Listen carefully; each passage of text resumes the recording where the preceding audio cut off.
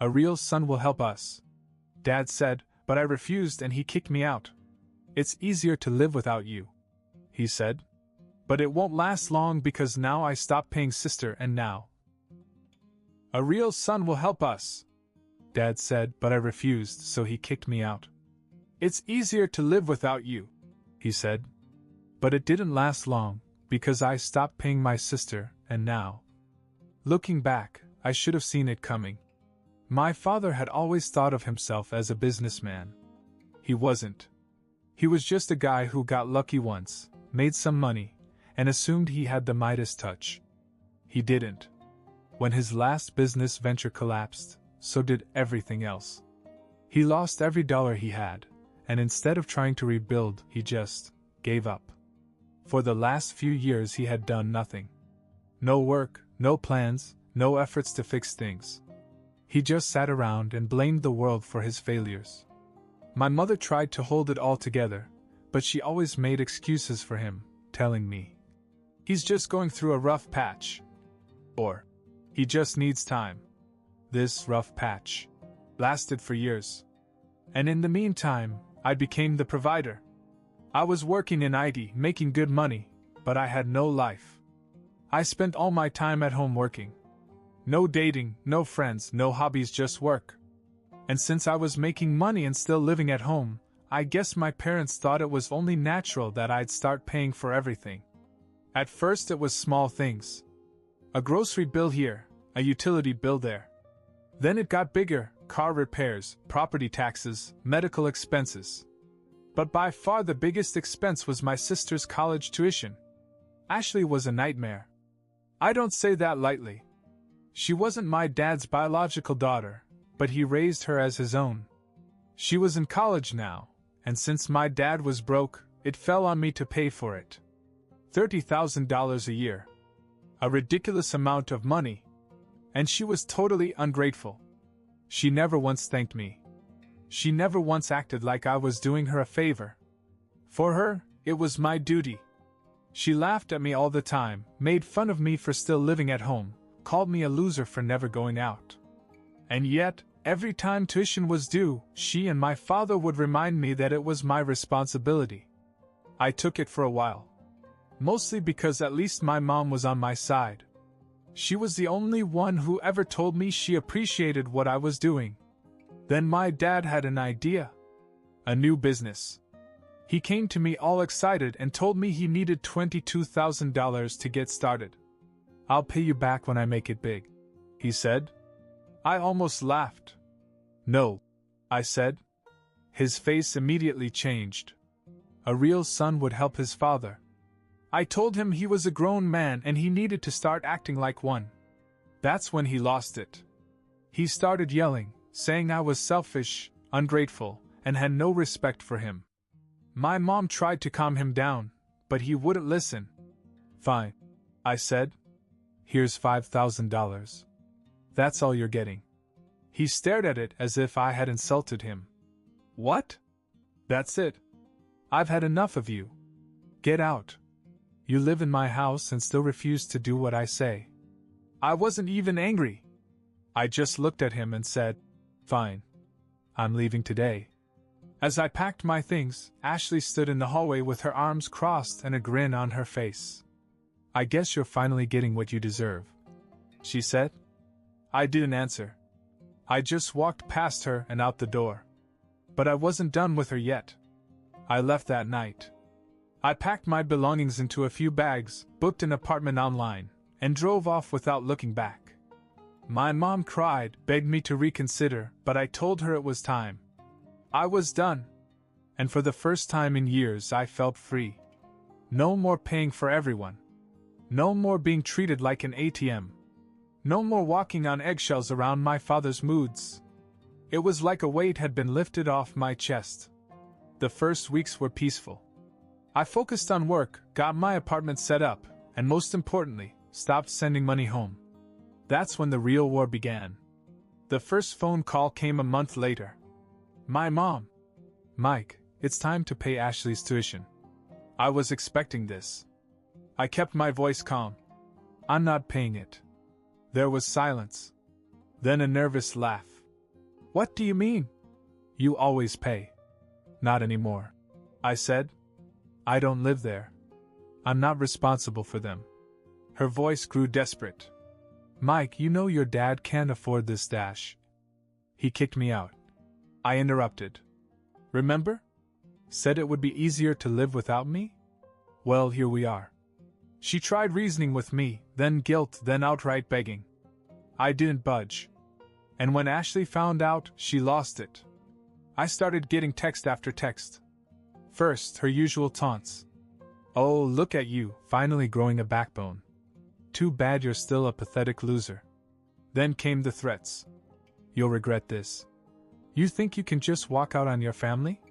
And then the real kicker. Dad says he'll do whatever it takes to get the money. You should have helped him. This is on you. I didn't answer. I figured they'd get loans, find another way. Not my problem anymore. I was wrong. 3 days later, my mom called again, her voice shaking. Mike, your dad did something stupid. I felt a pit in my stomach. What did he do? She hesitated. He borrowed money. A lot of money. From bad people. I closed my eyes. Of course he did. Apparently, after I cut him off, my dad got desperate. Instead of getting a job like a normal person, he turned to some friends who loaned him a large sum of money. He swore he'd pay them back with his business profits. But there were no profits. There was no business. And now they wanted their money. How much? I asked, already dreading the answer. 40,000, she whispered. I almost dropped my phone.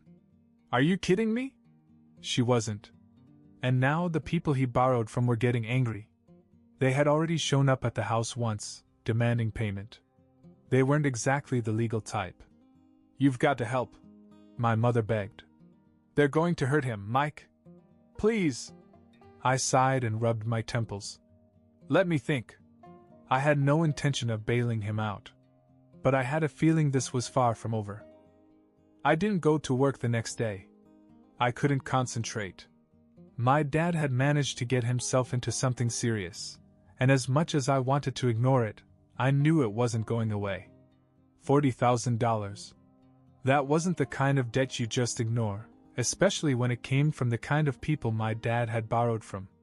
And knowing him, he had probably overpromised and underdelivered, thinking he could charm his way out of it. I had no intention of bailing him out, but I had to see how bad things were. So I went back. Walking up to my parents' house felt strange. I had only been gone a month, but it already felt like a different life. The place looked the same, but I wasn't the same person who had left. When I walked in, my dad was sitting in his usual chair, arms crossed, looking smug. I knew you'd come crawling back, he said. Took you long enough. I almost laughed. He really thought I was here to rescue him. Tell me exactly what happened, I said, ignoring him and looking at my mother. She looked exhausted. 3 men came last night. They knocked first, but when your dad didn't answer, they started banging on the door. They were yelling and demanding money. When your dad finally opened it, they said if he didn't get their money soon, there would be consequences. I turned to my dad. So? What's your plan? He scoffed. I just need more time. If you... No. I cut him off. I'm not giving you a dime. You got yourself into this, you get yourself out. He glared at me. You'd let your own father suffer? You mean the one who kicked me out a month ago? The one who told me it would be easier to live without me? Ashley, who had been sitting on the couch scrolling through her phone, finally spoke. God, you're such an ass, Mike. You make all this money and you can't even help your own family? You owe us. I laughed. Owe you? For what? She rolled her eyes. For being family. That was it. That was all she had. Not an ounce of gratitude. Not even an acknowledgement of what I had already done for her. I turned back to my mother. You're the only person I care about here. If you want to leave, I'll help you. But if you stay, you're on your own. She looked torn. Mike, I can't just dash. Before she could finish, there was a loud, heavy bang on the front door. We all froze. Then another bang. And another. A deep voice called out, "Time's up, old man." My dad's face turned pale. For the first time in my life, I saw my father truly afraid. His face lost all color, and his hands shook slightly as he stood up. The pounding continued. "Open up. We know you're in there." My mother looked at me, panic in her eyes. Ashley sat frozen on the couch, clutching her phone. I exhaled sharply. "Are you going to open it or should I?" My dad shook his head angrily. "No, just be quiet. Maybe they'll leave." I almost laughed. Yeah, I'm sure violent loan sharks are the kind that just walk away if you ignore them. The knocking stopped. There was silence for a moment. Then a voice, quiet, too quiet, came through the door. "You don't pay us back, we take something else. That's the way it works. So, last chance. Open the door." I went to the window and pulled back the curtain a little. 3 men stood outside. One was short and stocky, covered in tattoos. Another was tall and bald, wearing a leather jacket. But the third man, the one doing the talking, was different. Well-dressed, quiet, almost professional. This wasn't some random gang. These were people who knew exactly what they were doing. My dad stood rooted to the spot, shaking his head. My mother whispered, "Mike, please do something." I made a decision. I walked to the door, unlocked it, and pulled it open. The 3 men looked at me. The well-dressed one nodded politely. "You're not the old man," he said. I leaned against the door frame. "No. But I'm the one who actually has a brain. Let's talk."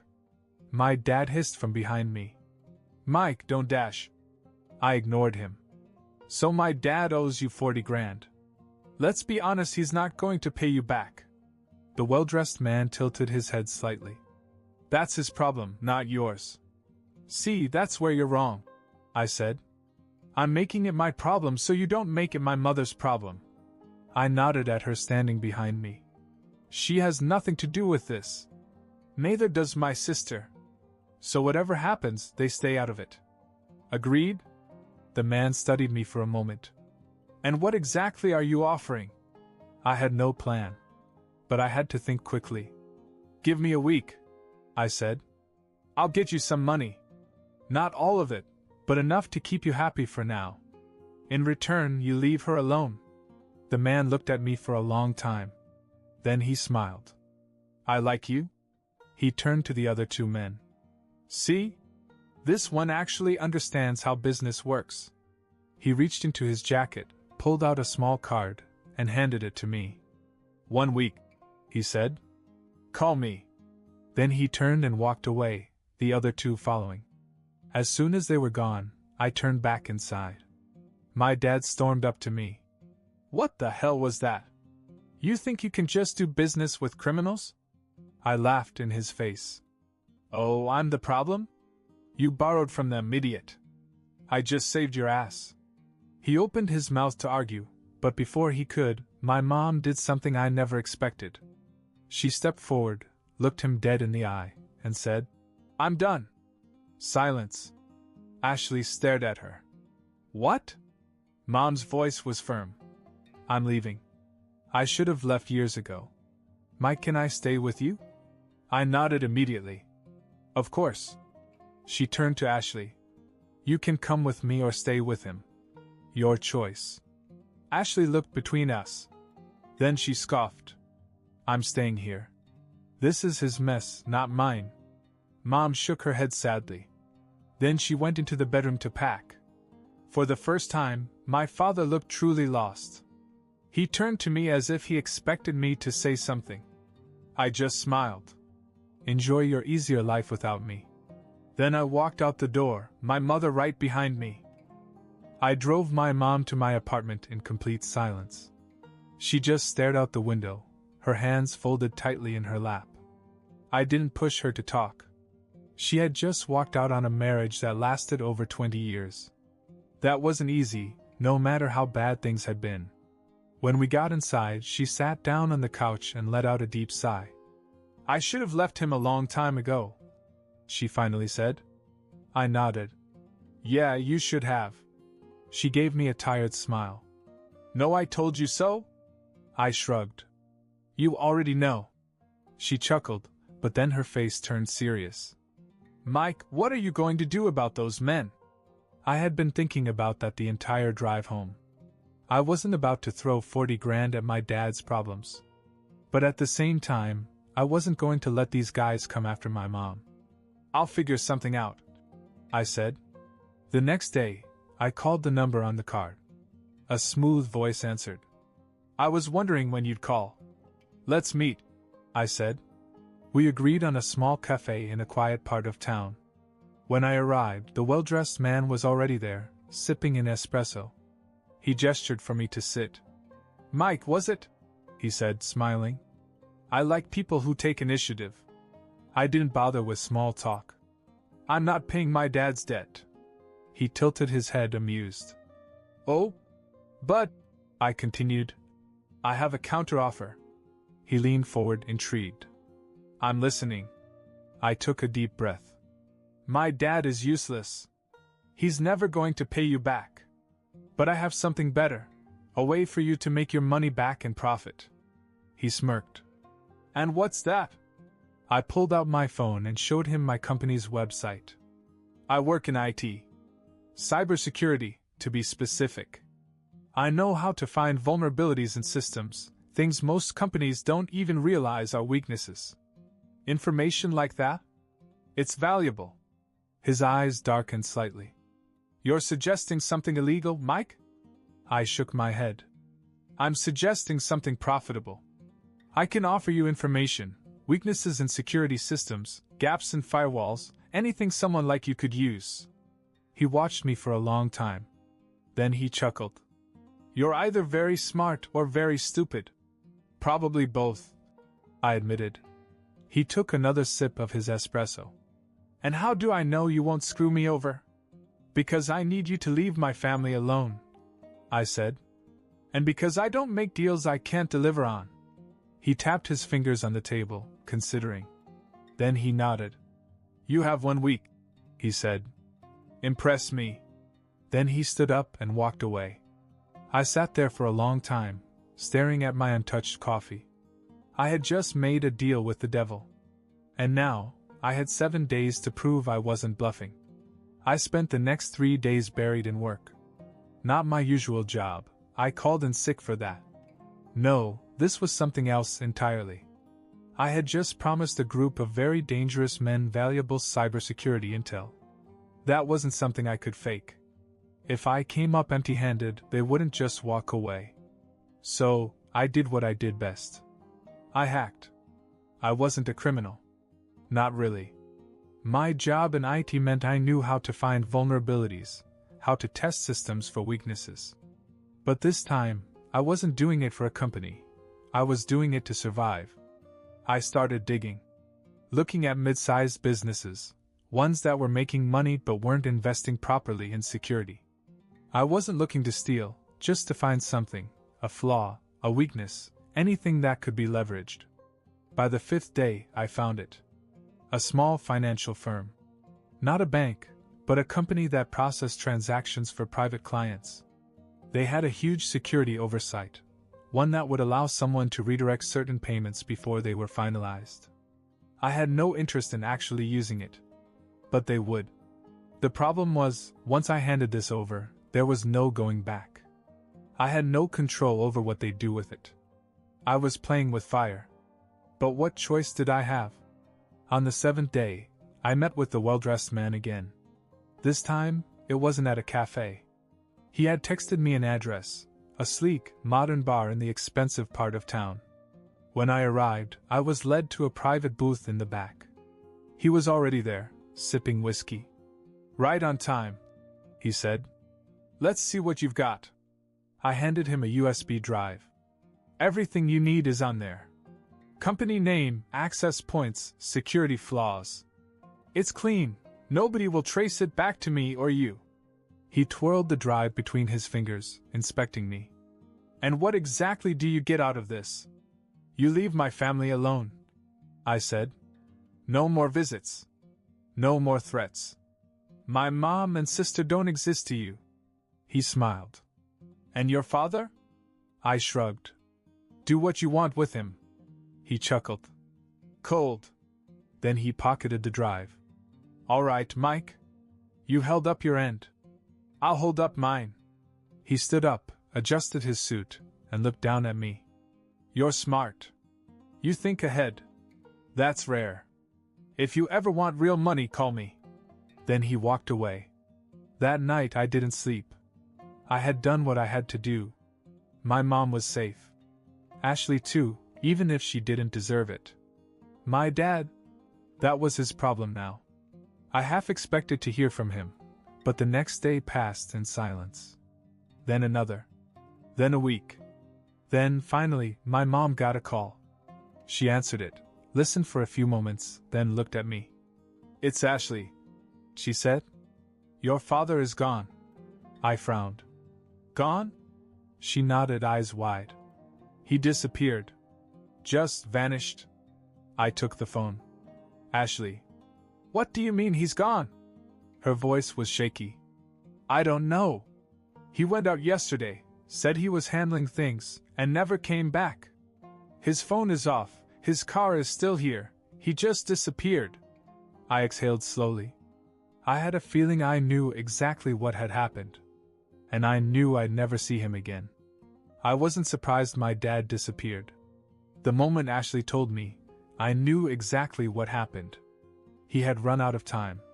The men he borrowed from weren't the type to let things slide. I had given them what they wanted, valuable intel, but my dad still owed them. And he had nothing to offer. No money. No leverage. No way out. I didn't ask questions. Didn't call around. Didn't try to find him. For the first time in my life, his problems weren't mine anymore. Ashley, on the other hand, completely fell apart. A week after my dad vanished, she called my mom in a panic. She had never worked a day in her life, never paid a single bill, and now suddenly she had to figure everything out alone. The house bills are due. She sobbed over the phone.